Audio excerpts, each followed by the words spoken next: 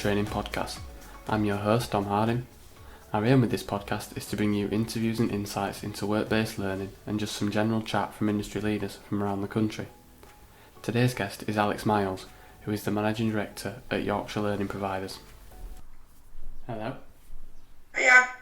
Are you alright? Yeah. Can I start by asking you, what is the Yorkshire Learning Providers? So Yorkshire Learning Providers is a non-for-profit organisation dedicated to supporting, developing and enhancing training organisations, training provision and opportunities across Yorkshire. Yeah. We work within the FE and Skills post-16 education landscape and work with around 100 different training organisations, including independent private providers, colleges, universities, adult community learning, in order to provide a regional united voice on all things skills and apprenticeships and education, as well as being a key influencer and positive disruptor, I would say, with key stakeholders including the local enterprise partnerships, the mayoral combined authorities, Chamber of Commerce, local authorities, awarding organisations, Ofsted, funding agencies. And what is it that you do yourself? So I'm the managing director, so I develop and implement the business plan, oversee the functions and the staff, organise the operational developments and performance, and really ensure our members' voices are represented on all platforms, regional, local and northern.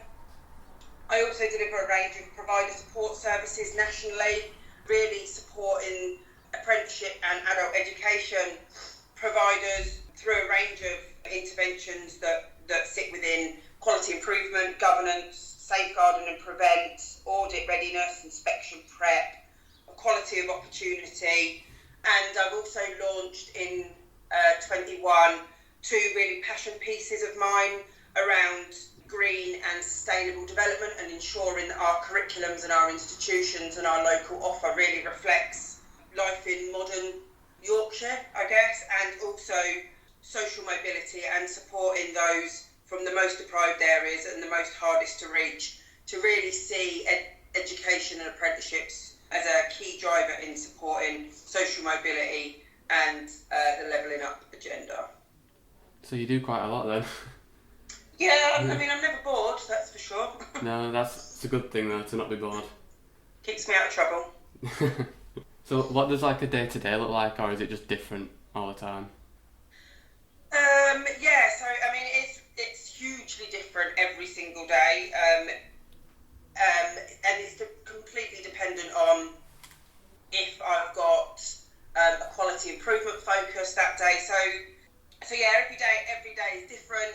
Because we support all of Yorkshire, it's quite vast, and we have completely different types of members. So one day I could be working with a huge college group, and then the next day I could be working with a very small community learning provider in the middle of Bradford.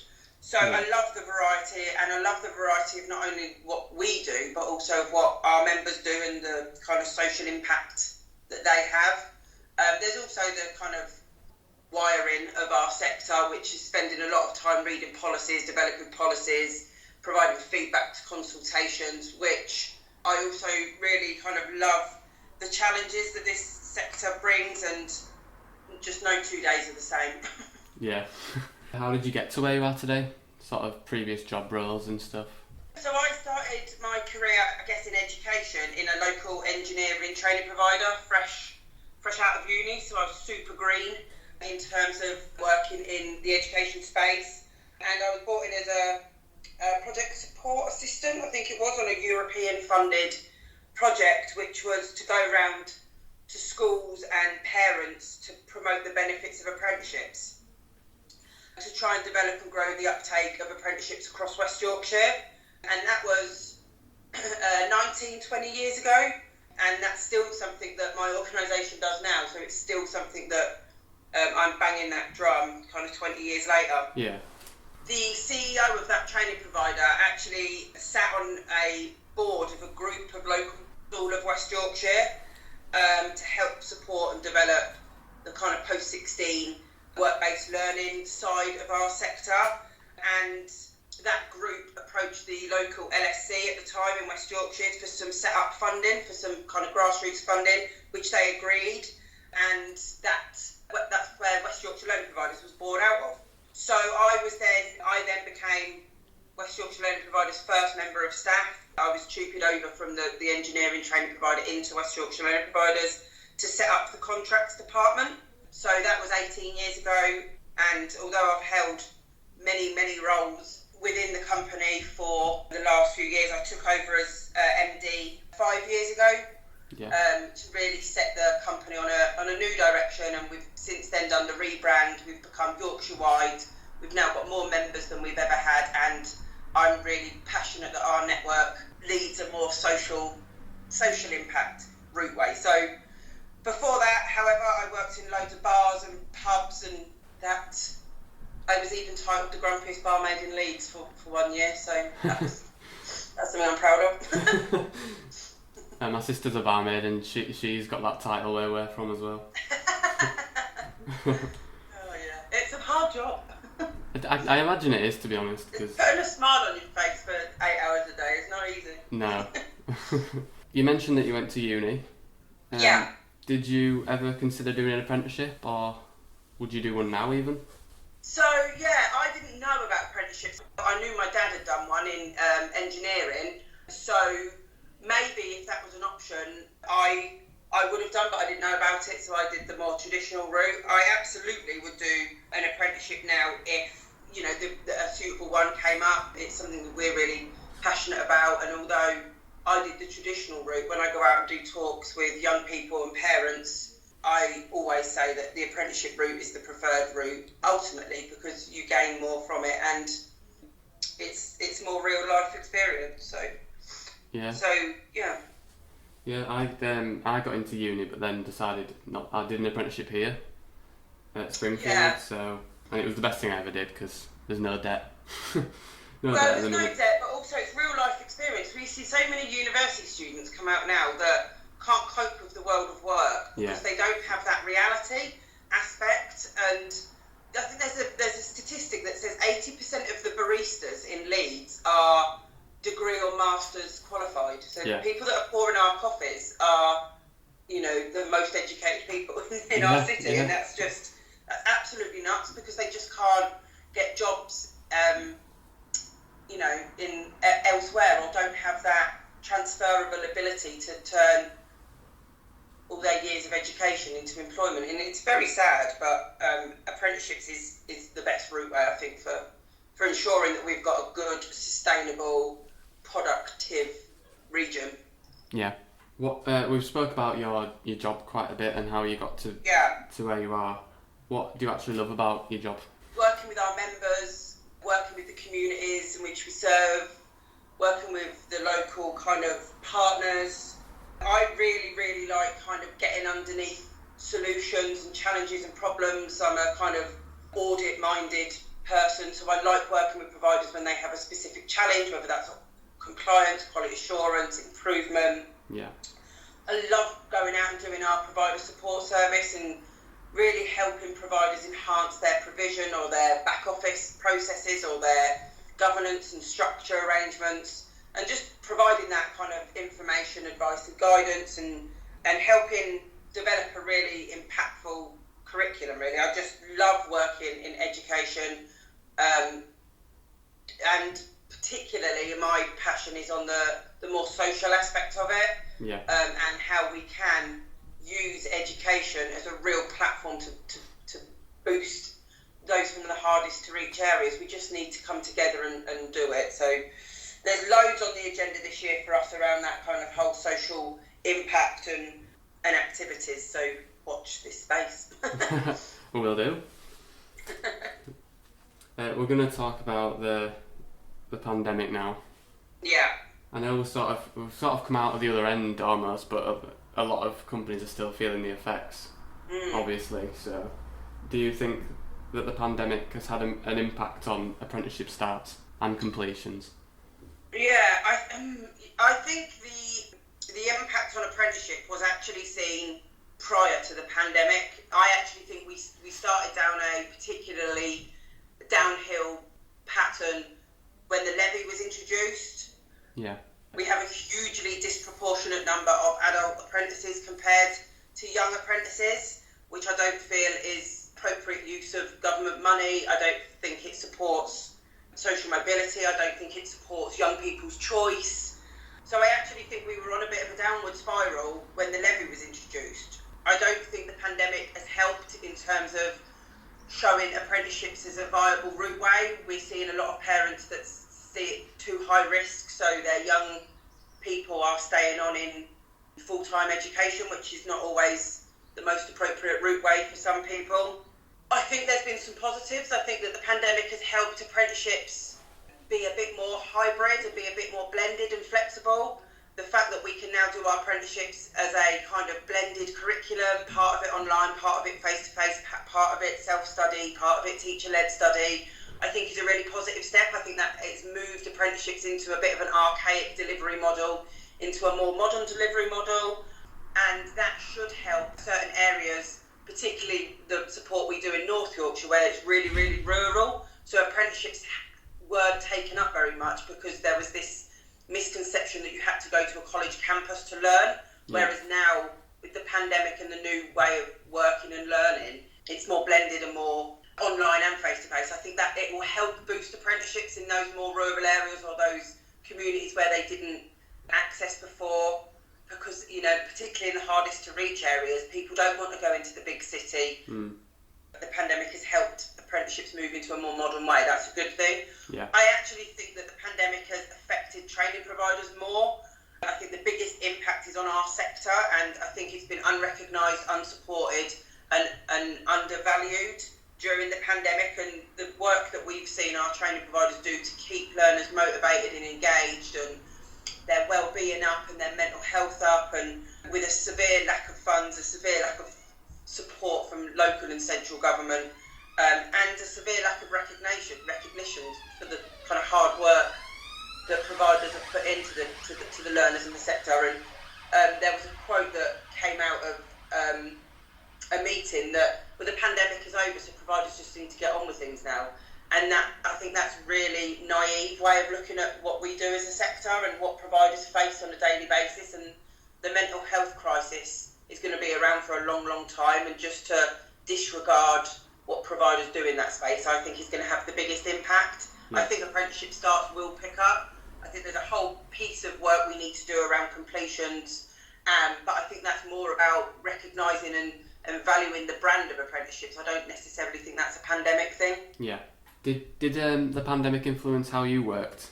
I'm guessing you worked a lot online over the course. Yeah. So I made the decision not to kind of furlough anyone, because I made the decision to flip everything we did online. So a lot of the support we did more support sessions. I think we worked with over 700 people in a 4-month period, putting them through CPD, keeping them engaged. A lot of tutors were furloughed. People engaged that were maybe on furlough or keep particular quality aspects or curriculum development aspects going. I love the fact that I can now work in my jogging box on the bottom half and a workwear on the top half if I'm at home, and that we've got more of a online, greener, more environmentally aware approach to our sector. I think our sector was a little bit heavily reliant on paper pre-pandemic. Yeah, I'd agree. You still saw training providers walking around with those huge portfolios full of paper. Yeah. So I think that's influenced the way we work, in the way that we deliver, host and arrange our events. But I also think it's had a really positive impact on our sector being greener, leaner and more sustainably aware. It's also made me really think about my travelling time. Pre-pandemic, I was in London a day a week, Birmingham a day a week, Manchester a day a week, a couple of days in West Yorkshire. I was all over the place. And I really now have to think twice about the amount of travelling that I do and the amount of pressure I'm putting on myself to say yes to every single meeting and every single event and every single conference. Yeah. So I think gone are the days that I'm now going to travel down to London for a 2-hour meeting, turn around and travel back, when you could easily, more cost effectively and more environmentally consciously hold that meeting online. Yeah. So I think, it's got to be something special. It's got to be something that I'm really passionate about to to get me to leave Yorkshire. I don't like leaving Yorkshire either. It's God's country. Do you currently have any apprentices at Yorkshire Learning Providers? So we're currently recruiting for 2 new apprentices. So we're on with recruiting those. At the moment, it's really quite difficult at the moment. The pool of people applying is really small. I've employed apprentices in the organisation for kind of 10 or 12 years. So we've always had apprentices, some that have stayed with us for many, many years and helped me shape the organisation that it is now. Some that have come done their apprenticeship and left for whatever reason. So apprentices are a fundamental part of what we do. Every single one of ours have come in and put a fresh pair of eyes onto what we do, a process, an external function, our marketing, our website, our social media platforms. Every single one of them has brought something new, some more headaches than positive aspects, but our previous apprentices, we had kind of 75 to 90 applicants for each role, and this one we've had kind of 6 or 7. Yeah. So I'm really now thinking about the way that I'm advertising my apprenticeships, what I'm putting in them, because I think young people are really struggling to see themselves or to have an understanding of their transferable skills and put themselves into a job spec. Yeah. So I'm going to spend some time looking at R2 at the moment to see how I can maybe make them the language a little bit more inclusive or accessible. But yeah, so apprentices are always part of my future, and we're currently recruiting 2 now. Yeah, because you kind of want to hire young people and for them to grow with the business, don't you? So they can... Absolutely.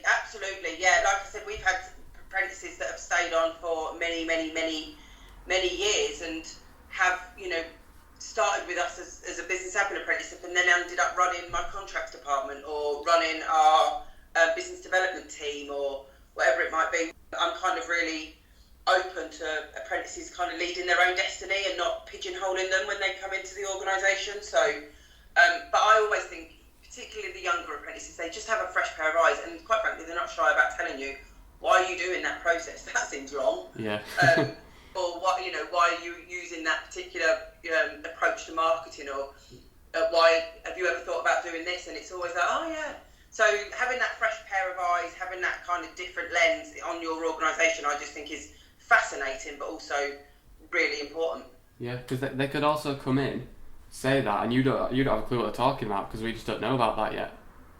Yeah, or the language they use, I don't know what they're talking about either. Even I don't. I'm still quite young and I get lost sometimes. Yeah, I have to quickly Google what they say. So, one more question. It's one that we always ask everybody. What profession other than your own would you like to attempt? But you can't choose anything in education. Oh, I was going to say the Apprenticeship and Skills Minister. We couldn't do a worse job than what we've had. I would like to do kind of community outreach, I guess. Yeah. Supporting those that are the hardest to reach, engaging with them, talking to them, understanding what their barriers are. I would like to own a pub or a bar one day. I'm not sure that's hugely sensible or good for my health, but I always loved working in bars. I wanted to do hospitality at university, but then I changed my mind and did business and IT. Yeah, and it's turned out well for you, so. Yeah. Well, that was really interesting, and thanks for taking the time. No problem at all. Right, thank you very much. No problem, have a good day. Cheers. You too, thank you. Bye. Bye.